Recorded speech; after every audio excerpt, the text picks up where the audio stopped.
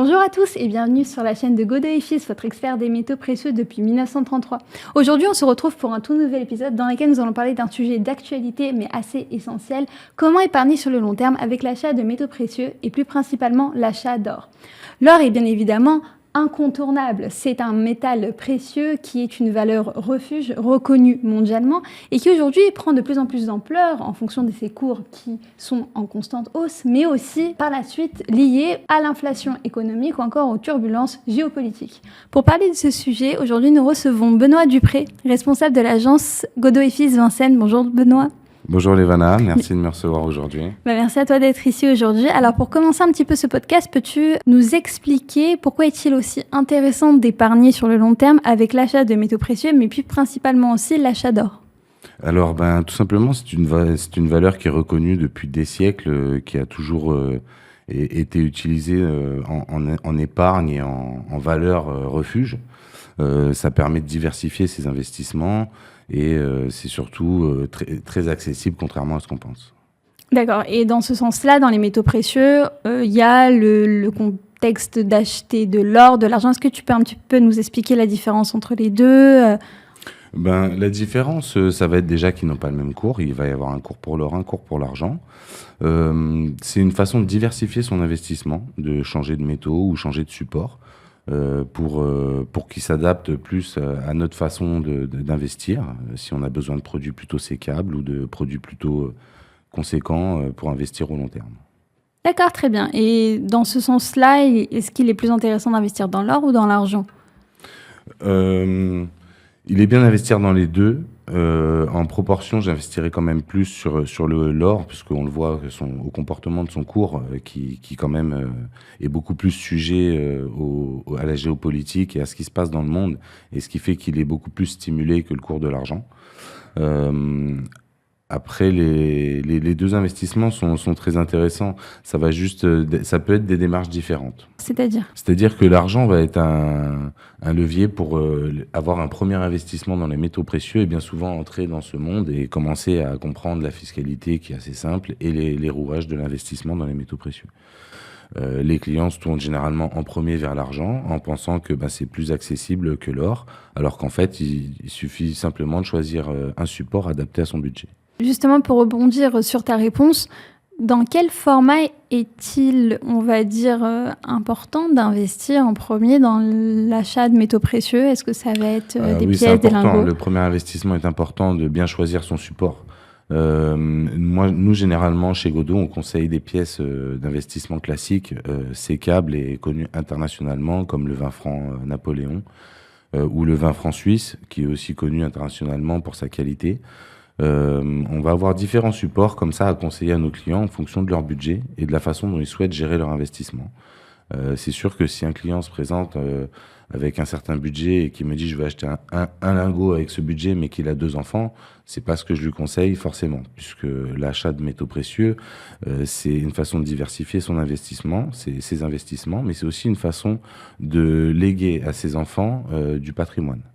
Donc, s'il se retrouve avec un support qui n'est pas sécable et qu'il a plusieurs enfants, là, c'est à moi de le conseiller, de l'orienter vers le support le plus adapté pour lui. D'accord, donc ça veut dire que toi, de ton côté en agence, ce que tu vas faire, c'est que tu vas voir en fonction du profil de client. Bien sûr. Pour lui proposer un certain nombre d'investissements. Et justement, tu vas commencer avec les pièces d'or d'investissement. Est-ce que tu peux nous en dire un petit peu plus sur cette catégorie de pièces? Oui, alors il va y avoir tout d'abord les pièces d'investissement classiques. Ça va être ce qu'on a évoqué tout à l'heure, les Napoléon, les souverains, toutes les pièces classiques qu'on connaît déjà depuis de 100 ans, 200 ans. Et il va y avoir également les pièces d'or modernes, qui vont être donc, comme son nom l'indique, modernes, refrappées tous les ans, dans une pureté un peu plus élevée. Il y a également les lingotins, où on peut investir de 1 gramme jusqu'à 1 kilo.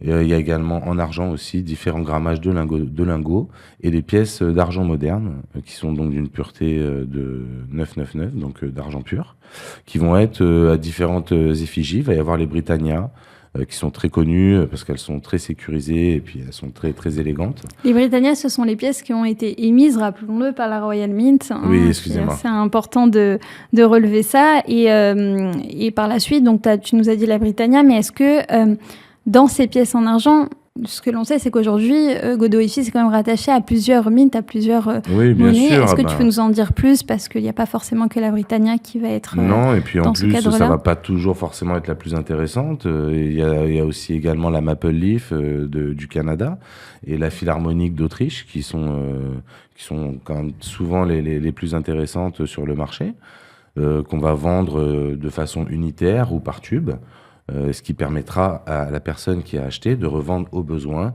sans avoir à forcément revendre son tube entier le jour où il a besoin d'un petit peu de sous.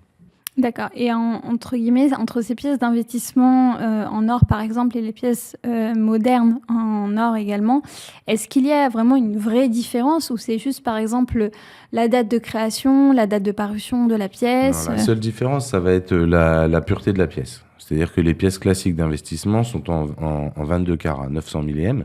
C'est pour ça d'ailleurs qu'on les voit encore aujourd'hui comme elles sont, parce qu'elles seraient en or pur. Elles auraient un niveau d'usure, on ne pourrait plus les utiliser. Les pièces modernes, elles, vont être en or pur. Mais ça ne change en rien la valeur de la pièce d'investissement classique, puisque la valeur de ces deux pièces va être corrélée à l'or fin contenu dedans. Donc ça n'a aucune importance qu'elles soient en 999 ou en 22, ça ne change rien à leur valeur. Ça reste des produits d'investissement qui évoluent en fonction du cours et donc de ce qui se passe dans le monde, la géopolitique, la politique internationale, les éventuels conflits, les mouvements boursiers également. Voilà. Donc tout ça va jouer sur la valeur des pièces et des lingots que vous achetez chez Godot. Et voilà, c'est en ça où c'est important d'aller chez un professionnel qui peut vous conseiller et qui est là pour vous conseiller et non pour vous vendre.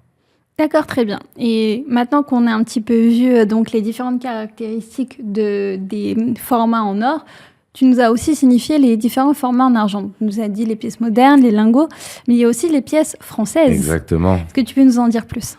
C'est des pièces qui étaient en circulation il y a quelques années, quand on était au franc. Et donc certaines sont en argent, qui vont avoir différents titrages, différentes puretés selon la pièce et selon la période où elle était émise. C'est des pièces d'investissement très intéressantes parce qu'elles ont souvent une faible prime et c'est des produits très sécables.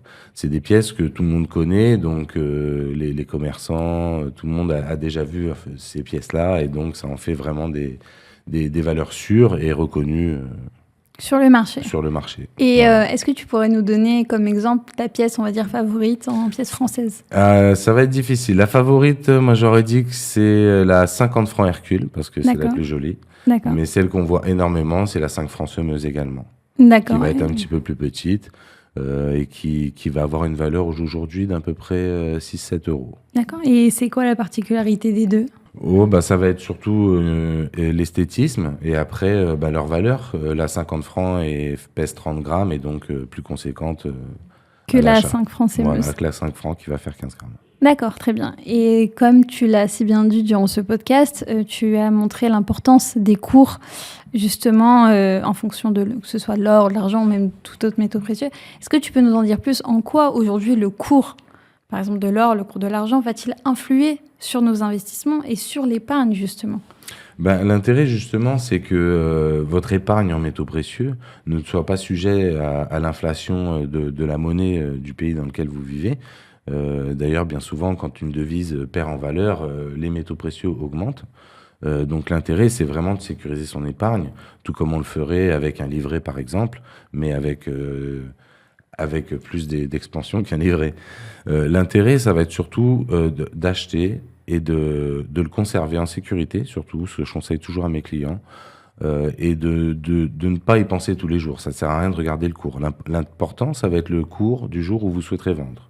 Moi, j'ai des clients qui se présentent et qui veulent vendre, et il m'arrive des fois de les conseiller, de leur dire que ce n'est pas forcément le meilleur moment pour eux, vendre, en fonction de leur situation et de la fiscalité appliquée au moment où ils vendent. Le but, c'est de le garder au long terme, le plus longtemps possible, voire même de le léguer à ses enfants. Mais justement, cette hausse des cours, elle crée quand même une certaine appréhension de la part des clients et des investisseurs en disant si le cours monte à ce point-là, il est peut-être intéressant de vente, puisque les bijoux qu'on se sert plus forcément, c'est peut-être le moment de les vendre. Alors pour les bijoux, c'est différent. Oui, bien sûr. Les bijoux, ça n'est pas un investissement. Donc c'est justement ce qui en ce moment stimule aussi le marché. C'est quand les clients revendent leurs bijoux, ça stimule aussi le marché puisque ça recrée une offre pour répondre à une demande sur le marché. Donc forcément, toutes ces interactions vont interagir sur le cours de l'or et le stimuler à la hausse ou à la baisse. Et dessus, ça veut dire qu'il y a vraiment une différence entre on va dire le rachat qu'on va avoir des bijoux et le rachat de pièces et des métaux. Oui, bien sûr. Alors là, la différence qu'il va y avoir, ça va être la fiscalité.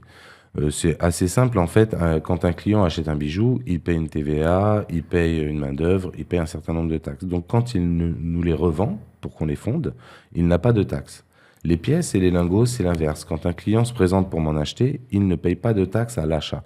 Donc, il va s'acquitter d'une taxe quand il va me les revendre. C'est toujours le moment d'investir dans les métaux précieux. De toute façon, à chaque fois qu'on va commencer cette démarche, ou même une fois qu'on a déjà effectué cette démarche, à chaque fois qu'on achète, on va toujours comparer avec un cours antérieur, avec ce qu'on a connu ou ce qu'on a vu. Donc forcément, on se dit toujours, j'aurais dû le faire avant. Mais c'est pour ça que c'est toujours le bon moment d'investir, puisque c'est en pleine expansion et malheureusement, c'est pas prêt de s'arrêter. D'accord. Donc pour l'audience qui nous écoute, ce serait de se dire, il n'y a pas forcément de bons, de mauvais moments pour placer son épargne dans les métaux précieux, dans l'or et l'argent, mais à tout moment, il est intéressant donc d'investir, sachant que c'est, on va dire, un placement à faire sur le long terme. Exactement. C'est toujours intéressant d'investir. Ce qui est important, c'est d'être bien conseillé. Il va y avoir différents profils d'investisseurs. Il faut savoir s'adapter et répondre à leurs demandes pour qu'ils puissent investir au mieux. Il va y avoir des clients qui vont investir une pièce tous les mois ou tous les 2 mois. En attendant, c'est toujours plus que s'il avait attendu d'avoir le budget pour en acheter 5 à la fin de l'année. Et au final, une fois lissés, ses achats lui seront sûrement plus profitables, puisqu'il aura acheté les premières sur un cours souvent moins élevé, puisqu'il ne fait que augmenter. Donc c'est important de savoir bien conseiller ces investisseurs-là pour qu'ils puissent justement choisir les bons supports et ne pas forcément attendre pour acheter une grosse pièce ou un gros lingot qui n'est pas forcément judicieux. Oui, judicieux pour eux directement. Et particulièrement dans ce cadre-là, quand on entend aussi patrimoine et on entend aussi la question de la retraite. Dedans, est-ce qu'il serait intéressant aussi d'investir pour sa retraite en, on va dire, plaçant ses économies dans les métaux précieux? Ah oui, j'ai énormément de clients même qui ont converti leur épargne retraite en métaux précieux. Tout simplement en voyant, comme tu l'évoquais tout à l'heure, la hausse des cours depuis maintenant plusieurs années.